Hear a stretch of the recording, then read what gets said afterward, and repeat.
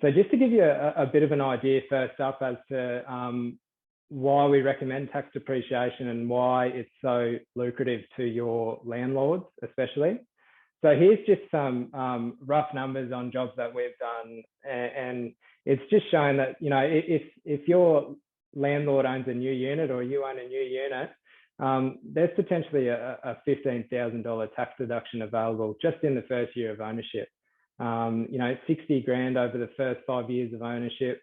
That's cash back in an investor's pocket based on a 30% marginal tax rate, which is anyone earning between 120 to 180K a year, you know, your typical mum and dad investor, they're saving $4,500 a year that they would have otherwise paid to the Australian Taxation Office.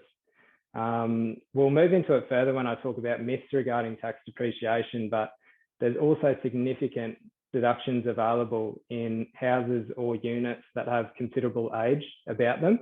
So you can see here, $1,500 a year tax back in an investor's pocket for an old unit. New house, substantial deductions available. So I'm just trying to build up your knowledge base so that, you know, and you can confidently speak to a landlord to suggest, look, we've done your income versus expenditure statement for the quarter. You might know that their property is heavily positively geared and they're producing a significant income from the property. How tax depreciation can come into play is actually reduce that income. It's a non-cash tax deduction.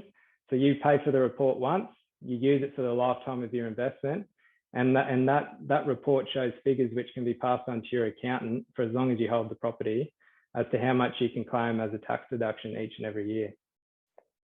It can actually push a positively geared property into negatively geared territory, which is a huge point.